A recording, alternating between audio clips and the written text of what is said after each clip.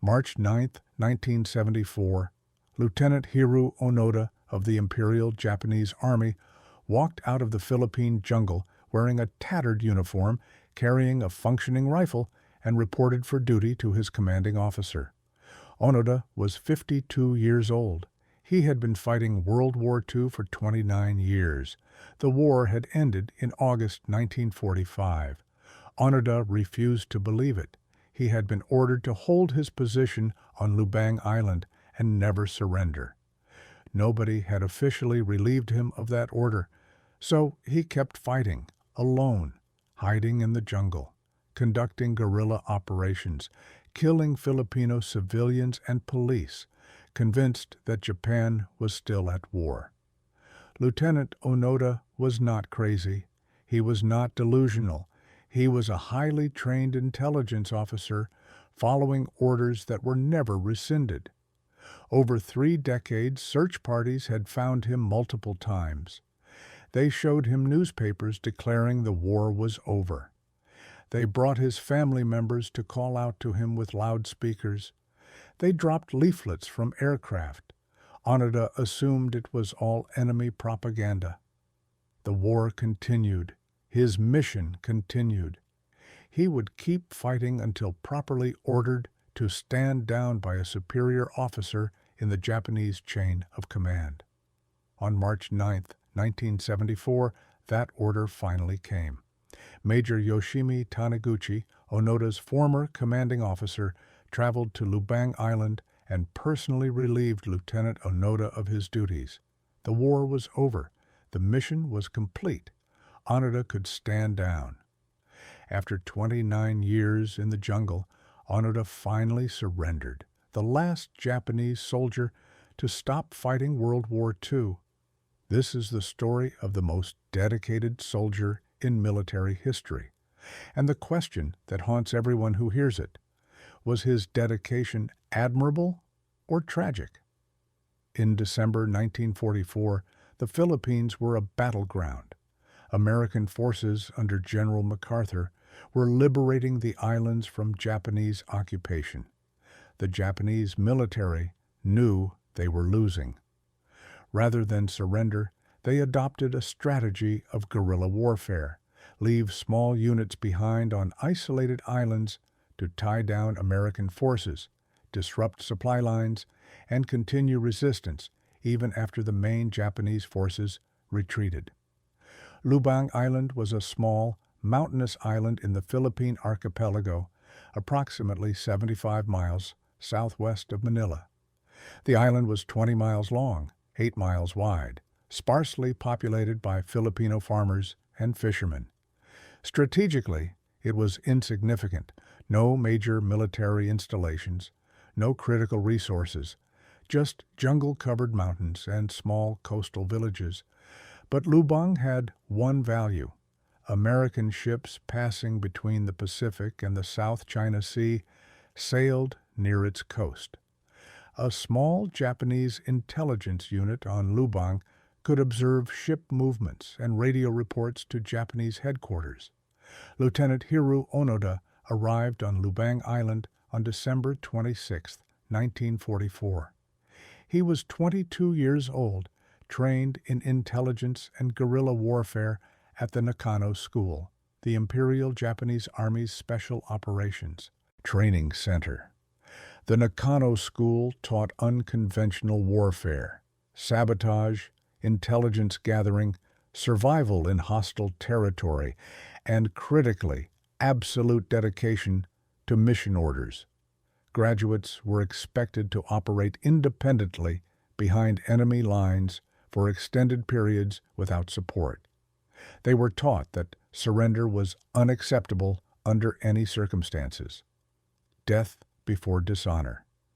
Onoda's orders were clear: conduct guerrilla operations on Lubang, disrupt enemy activities, gather intelligence, and never surrender.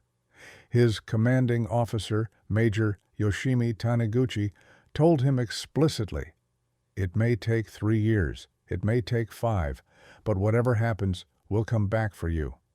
Onoda took those orders literally. He would wait. He would continue his mission.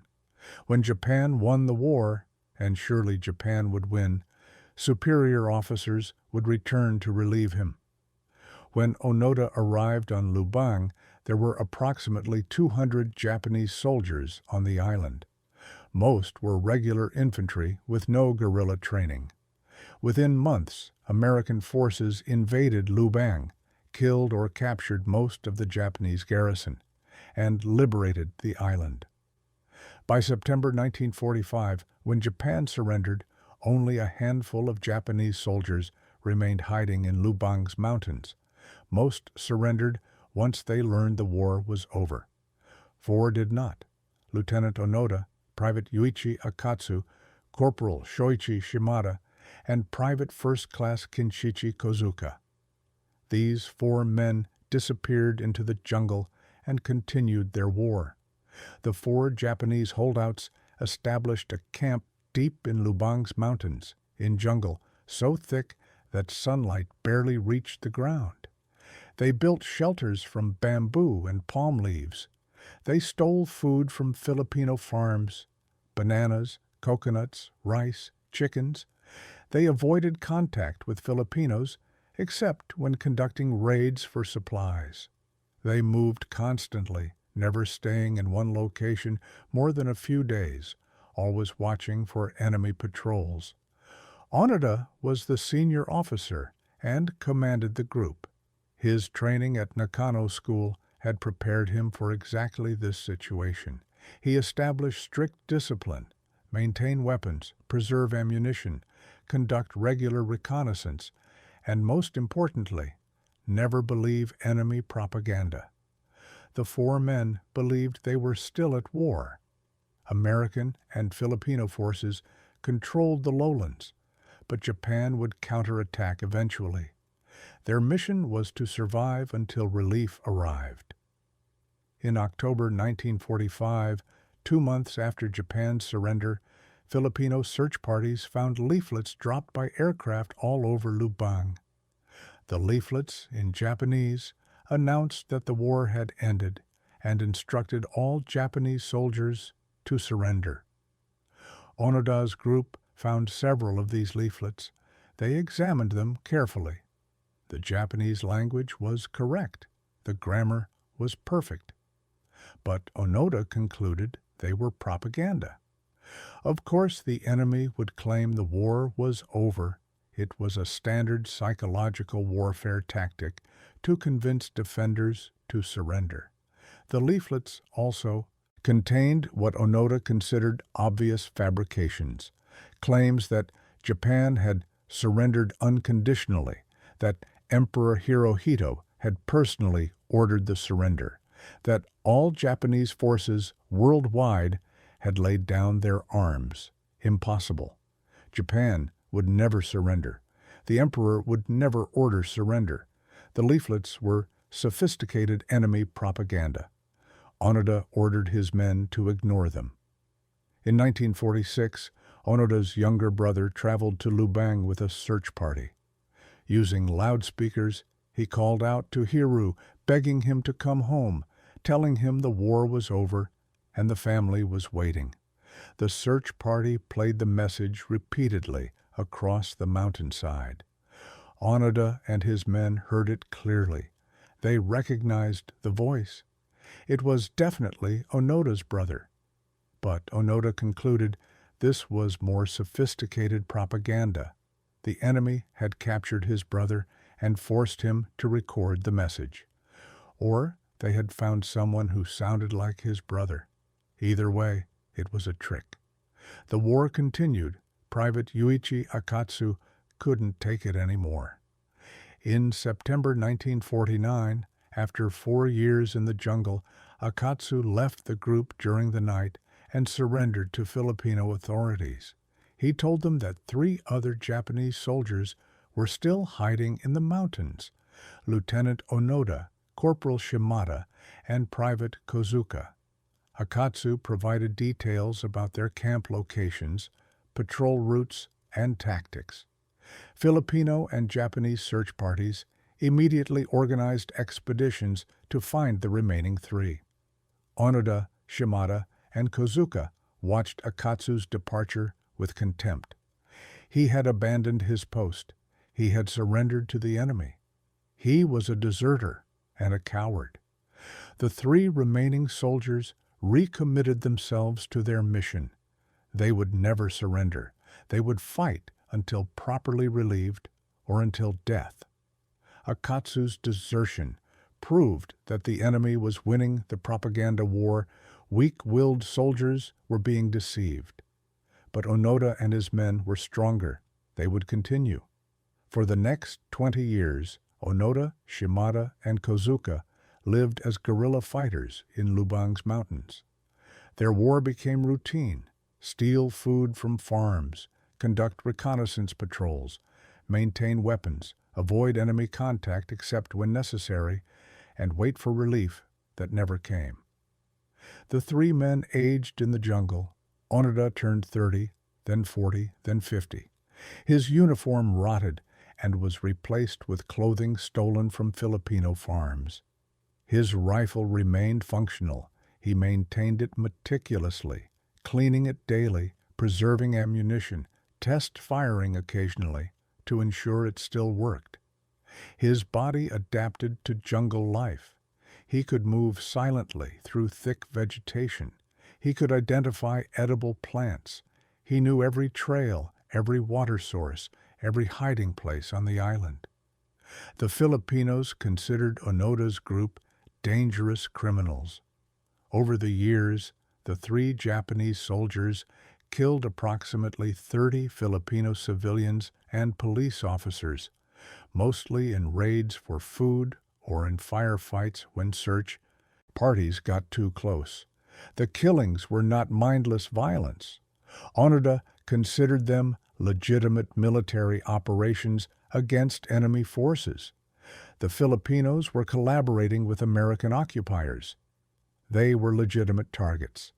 Every raid, every shooting was documented in Onoda's mission log as a combat action in an ongoing war. The Philippine government organized multiple expeditions to capture or kill the Japanese holdouts. In 1952, a large search party surrounded Onoda's suspected camp location. The Japanese soldiers escaped through thick jungle. In 1954, another expedition got within 100 yards of the Japanese camp before being spotted. Onoda's group scattered, evaded pursuit, and regrouped days later in a new location. The Filipinos couldn't catch them. The jungle was too thick, the mountains too rugged, and the Japanese soldiers too skilled. In 1959, the Japanese government officially declared Onoda legally dead. They held a funeral ceremony. His family mourned. After 14 years with no contact, authorities assumed he had died in the jungle, killed in a firefight, died from disease, or simply gave up and died alone. Declaring him dead allowed his family to receive military death benefits and move on with their lives. What the Japanese government didn't know was that Onoda was very much alive, still fighting his war, still waiting for orders. Throughout the 1960s, various Japanese organizations sent search parties to Lubang. Student groups, veteran associations, former soldiers who had served with Onoda, all traveled to the Philippines hoping to convince him to come home.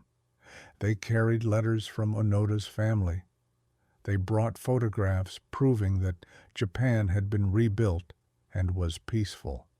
They left packages of Japanese newspapers near known campsites. Onoda found these materials. He read them carefully. He concluded they were increasingly sophisticated propaganda. The enemy was getting better at psychological warfare. In 1965, Shimada and Kozuka found a Japanese newspaper left by a search party. The newspaper included detailed articles about Japan's economic growth, photographs of modern Tokyo, advertisements for consumer products. The paper looked authentic in every detail. Shimada wanted to believe it was real.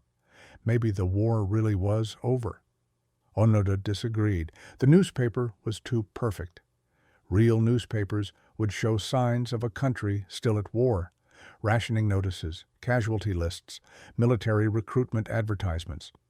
This newspaper showed a prosperous, peaceful Japan. Obviously fabricated propaganda. Shimada reluctantly agreed. The mission continued. On October 19, 1972, Corporal Shoichi Shimada was killed in a firefight with Filipino police near a coastal village. Shimada and Kozuka had been raiding a farmer's field for rice. The local police were waiting in ambush. Gunfire erupted. Shimada was hit multiple times and died within minutes. Kozuka escaped and returned to Onoda with the devastating news. After 27 years, they were down to 2. Shimada's death shook both survivors. He had been with them since the beginning. Now he was gone. Onoda and Kozuka conducted a funeral ceremony for Shimada in the jungle. They buried him according to military tradition, marking the grave with a simple wooden marker. Then they returned to their mission. 2 men now, instead of 3. The war continued. They would keep fighting. On October 19, 1972, exactly 1 year after Shimada's death, Private First Class Kinshichi Kozuka was killed in another firefight with Filipino police. Same situation: raiding a farm for food, police ambush, gunfire. Kozuka was shot in the chest and died instantly. Onoda escaped alone into the jungle. After 27 years, he was the last one. Shimada dead, Kozuka dead, Akatsu a deserter. Onoda was alone, 50 years old, still fighting a war that had ended 3 decades earlier. For the next 18 months, Onoda lived alone in the jungle. No companions, no one to talk to, just himself, his rifle, and his mission. Isolation tested him more than any enemy action.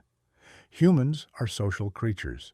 Prolonged isolation causes psychological damage. But Onoda's Nakano school training had prepared him for this too. He maintained strict daily routines: wake at dawn, conduct reconnaissance, maintain weapons, prepare food, review mission objectives, sleep. Routine created structure.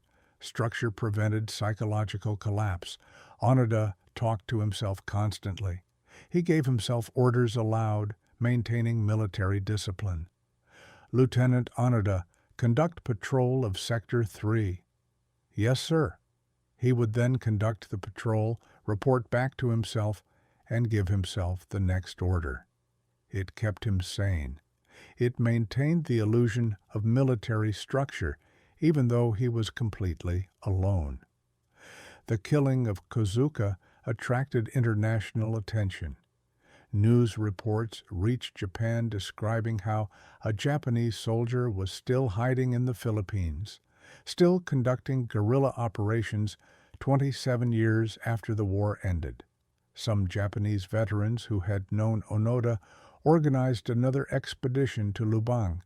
They brought Onoda's family photos, letters, even Onoda's elderly mother recording a personal message begging him to come home.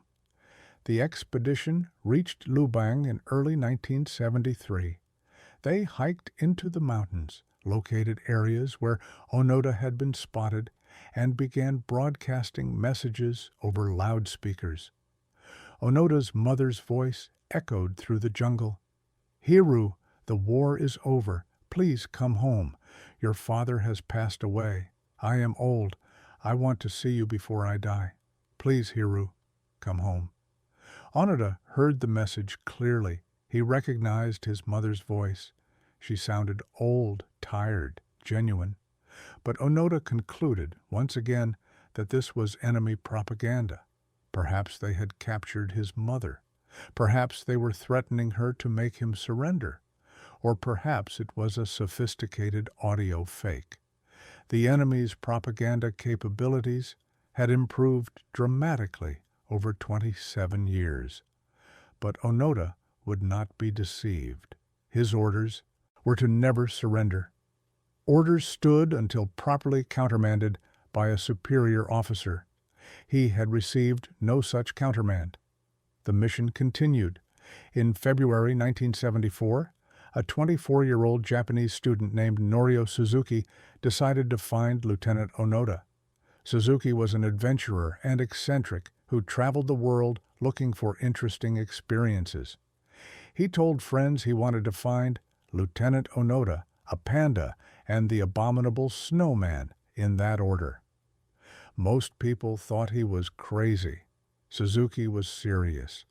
He bought a plane ticket to the Philippines and traveled to Lubang Island with no official support, no search party, just himself and a backpack. Suzuki hiked into the mountains alone. He carried no weapons, just a camera, some food, and copies of Japanese newspapers. He didn't know exactly where Onoda was hiding, but he knew the areas where Onoda had been spotted. Suzuki simply walked through the jungle calling out in Japanese, "Onoda-san, I am Japanese. I am not your enemy. I want to talk to you." For 4 days, nothing happened. Suzuki camped in the jungle, called out periodically, and waited. On the 5th day, February 20th, 1974, Onoda appeared.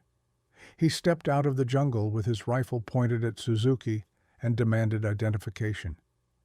Suzuki explained who he was, a Japanese student born long after the war ended who wanted to meet the famous Lieutenant Onoda and bring him home. Onoda was suspicious but intrigued. This young man spoke fluent Japanese, was clearly not Filipino or American, and seemed genuinely respectful. They talked for hours. Suzuki explained that Japan had been defeated in 1945, had been occupied by America for 7 years, had rebuilt into a prosperous democracy, and was now one of the world's wealthiest nations. Onoda listened carefully. Everything Suzuki said matched the propaganda Onoda had been analyzing for decades. But Suzuki's sincerity was undeniable. He believed what he was saying. Suzuki took photographs of Onoda, the first photographs of the holdout in 29 years. The images showed a thin, weather-beaten man with long gray hair, wearing a patched uniform and homemade clothing, carrying a rifle that was older than Suzuki himself. Onoda looked exactly like what he was, a soldier who had been fighting alone in the jungle for 3 decades. After several hours of conversation, Onoda made a decision. He told Suzuki, "I will not surrender to you. You are not in my chain of command. But if you can bring me my commanding officer, Major Yoshimi Taniguchi, and if he orders me to stand down, I will obey." Onoda explained that he was still following orders given in December 1944. Only the officer who gave those orders, or a superior officer in the same chain of command, could countermand them. Until that happened, the mission continued. Suzuki promised to find Major Taniguchi and return. Onoda said he would wait. They agreed on a meeting location and date. Suzuki returned to civilization with his photographs and an incredible story. He had found Lieutenant Onoda, talked to him for hours, and knew how to bring him home. Suzuki's photographs proved that Onoda was alive and still fighting. The images caused a sensation in Japan. News media covered the story extensively. The Japanese government was embarrassed. One of their soldiers was still waging a private war nearly 30 years after the country surrendered. They had to bring him home. The problem was finding Major Yoshimi Taniguchi. Taniguchi had been Onoda's commanding officer in 1944, but that was 3 decades ago. Was he still alive? The government located him working as a bookseller in a small Japanese town. He was 61 years old, retired from military service, living a quiet civilian life. When asked if he would travel to the Philippines to order Lieutenant Onoda to surrender, Taniguchi agreed immediately. On March 9, 1974, Major Taniguchi traveled to Lubang Island, accompanied by Norio Suzuki, Japanese government officials, and Philippine authorities. They hiked to the predetermined meeting location. Onoda was waiting. He stood at attention in his tattered uniform, rifle slung over his shoulder, ready to receive orders. Major Taniguchi stepped forward and spoke formally. "Lieutenant Onoda, I am Major Taniguchi, your commanding officer. The war ended on August 15, 1945, with Japan's surrender. The Emperor ordered all Japanese forces to lay down their arms. I hereby relieve you of your orders to conduct guerrilla operations on Lubang Island. Your mission is complete. You are ordered to cease military operations and return to Japan." Onoda listened to every word. He had waited 29 years to hear these orders. Now that they had come, he felt a mixture of relief and profound sadness. The war was over. Japan had lost. His mission, the mission that had defined his entire adult life, was finished. Onoda saluted Major Taniguchi, unslung his rifle, and formally presented it as an act of surrender. He then handed over his sword, ammunition, hand grenades, and his mission log, a detailed diary documenting 29 years of operations. The surrender ceremony lasted less than 10 minutes. Onoda was now officially relieved of duty. He was no longer at war. Philippine President Ferdinand Marcos, in a gesture of reconciliation, granted Onoda a full pardon for all killings and crimes committed during his 29-year guerrilla campaign. Onoda was free to return to Japan. The journey home was surreal for Onoda. Helicopters, aircraft, cities, modern technology, all were alien to a man who had spent 3 decades in the jungle. Tokyo was unrecognizable. The city he remembered from 1944, firebombed, impoverished, desperate, had been transformed into a gleaming modern metropolis. Japan had not only survived defeat, but had thrived. The economic growth was real, not propaganda. Japan was wealthy, peaceful, democratic. Everything Onoda had believed for 29 years was wrong. Onoda's return to Japan in March 1974 made him an instant celebrity. News media followed him everywhere. Crowds gathered to see the soldier who fought for 29 years. Reactions were mixed. Some Japanese considered him a hero, a symbol of dedication, loyalty, and samurai spirit who never gave up. Others considered him tragic, a man whose blind obedience to orders cost 30 Filipino lives and wasted 3 decades of his own life. Still others considered him an embarrassment, a reminder of Japan's militaristic past that modern Japan wanted to forget. Onoda struggled to adapt to civilian life. Modern Japan was completely foreign to him. In 1945, Japan had been a militaristic empire. In 1974, it was a pacifist democracy. The emperor was no longer a living god but a symbolic figurehead. The military was a small self-defense force, not an expansionist army. Society had changed fundamentally. Women had equal rights. Workers had unions. Political dissent was allowed.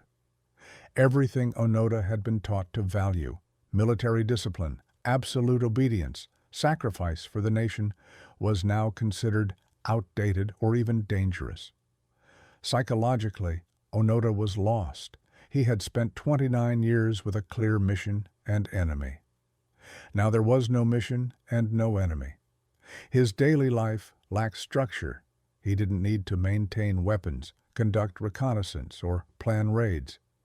He just existed in a society he didn't understand and didn't particularly like. Modern Japan felt soft to him, lacking the discipline and purpose he valued. In 1975, Onoda emigrated to Brazil.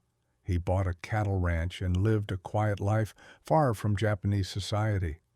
Brazil's frontier culture suited him better than modern Japan. The ranch required hard physical work, self-reliance, and independence, values that aligned with his training and experience.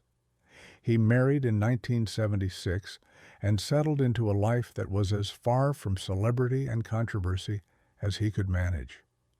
But Onoda couldn't completely escape his past. In 1984, he returned to Japan and established a wilderness survival school for young Japanese, teaching outdoor skills, self-reliance, and discipline. The school reflected Onoda's belief that modern Japanese society was too soft, that young people lacked the toughness and dedication that his generation had possessed. The school was moderately successful, though critics argued that teaching military-style discipline to children was inappropriate in peaceful modern Japan. In 1996, at age 74, Onoda returned to Lubang Island for the first time since his surrender 22 years earlier. He wanted to see the places where he had lived for 29 years, to revisit the mountains and jungles that had been his home and his battlefield.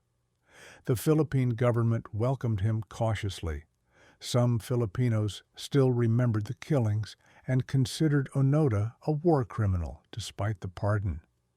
Onoda hiked to his old campsites. The jungle had reclaimed everything. His shelters were gone, rotted away. The trails he had used were overgrown. Only the mountains and rivers remained, unchanged.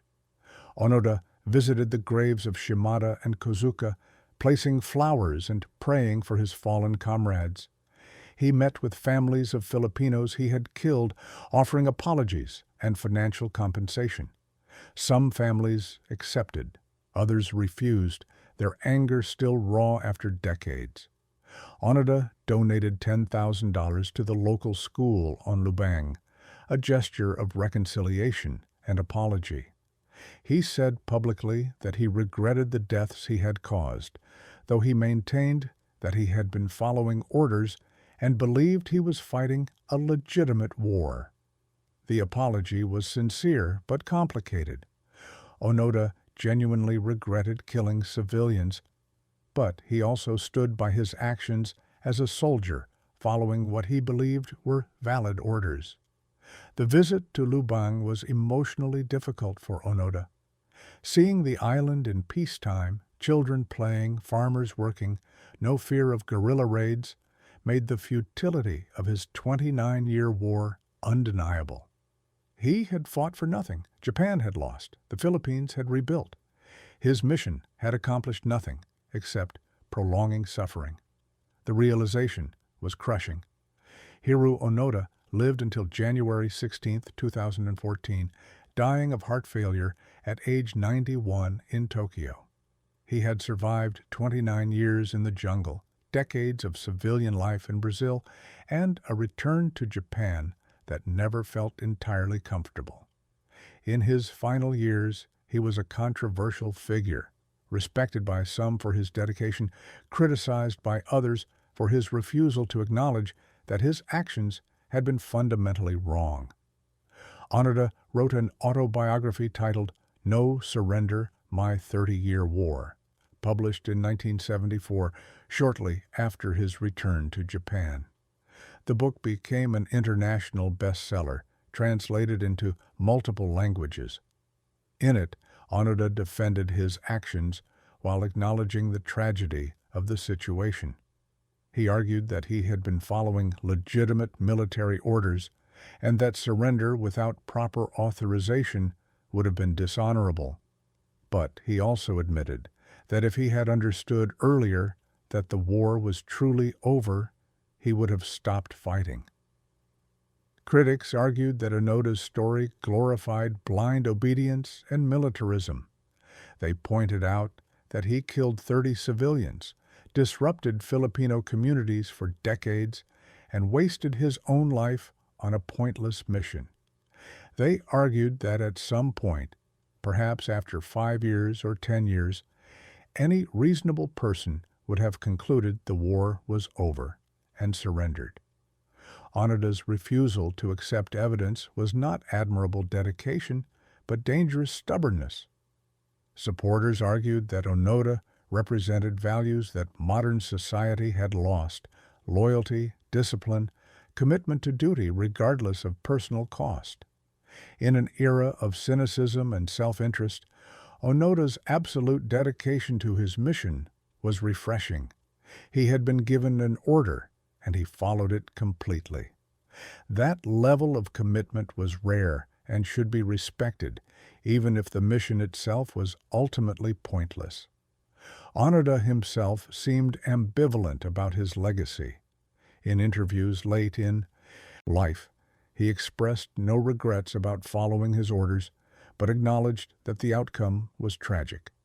He said that if faced with the same situation, he would make the same choices, but he hoped that no soldier would ever face such a situation again. Wars should end decisively. Soldiers should receive clear orders to stand down. Nobody should be left fighting alone in the jungle for 29 years. The story of Hiroo Onoda raises a question with no easy answer. Was his dedication admirable or tragic? Both? Neither. On one hand, Onoda exhibited extraordinary loyalty, discipline, and commitment. He was given orders, and he followed them absolutely, despite decades of hardship, isolation, and danger. He never wavered. He never took the easy path. He maintained military discipline even when completely alone. That level of dedication is rare in human experience. On the other hand, Onoda's story is profoundly tragic. He wasted 29 years of his life fighting a war that had ended before he truly began. He killed 30 people who were not his enemies, but innocent civilians living their lives.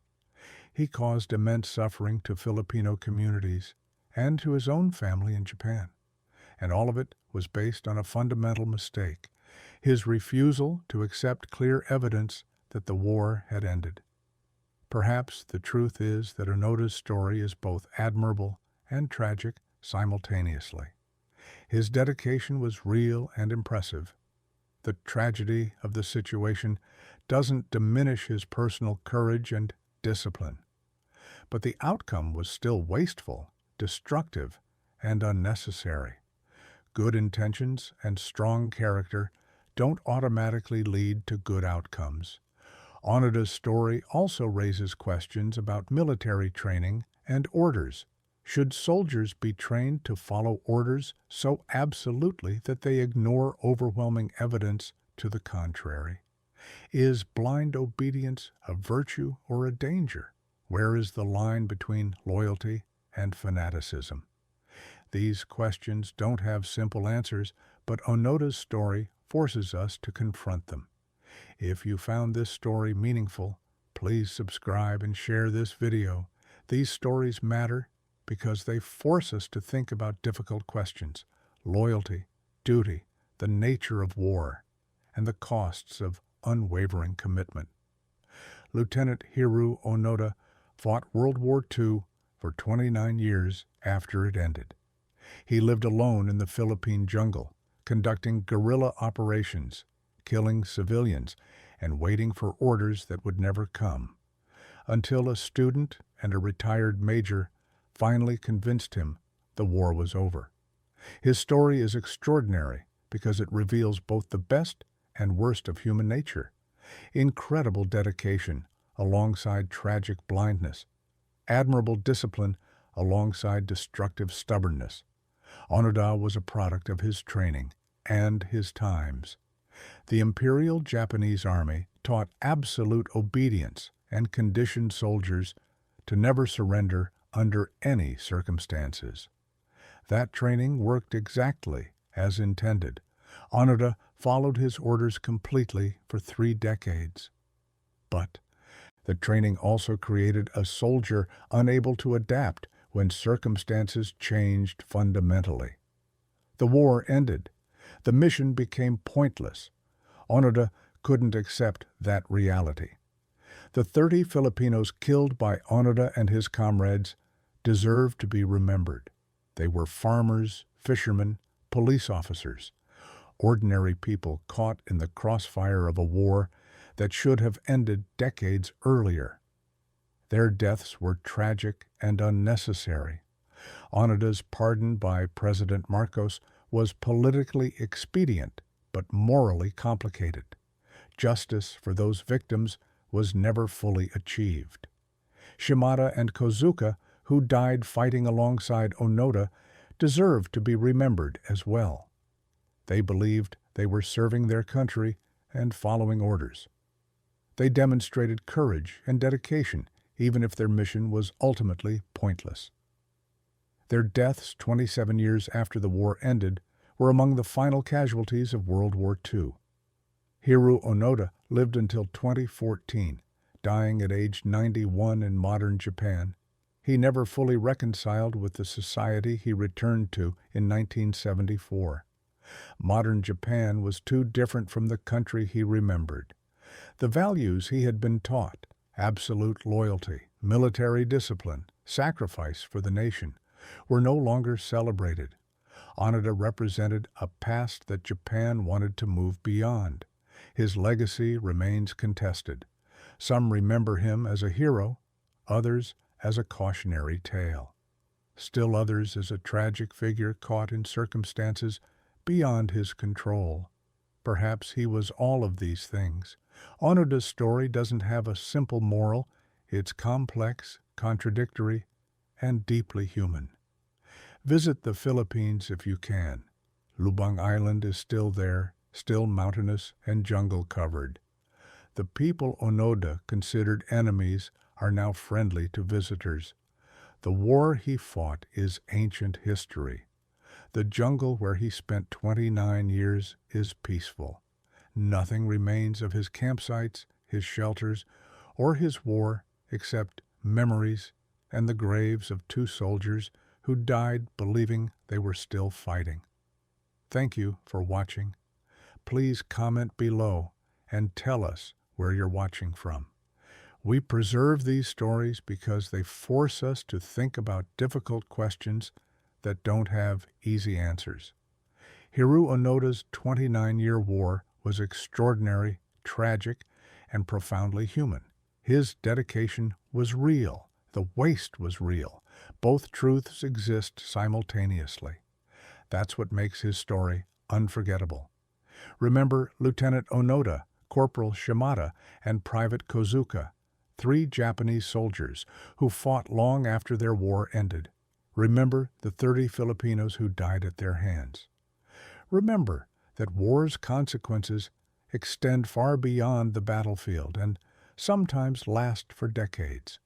And remember that even the strongest dedication, the clearest orders, and the best intentions can lead to tragedy if circumstances change and nobody tells you to stop.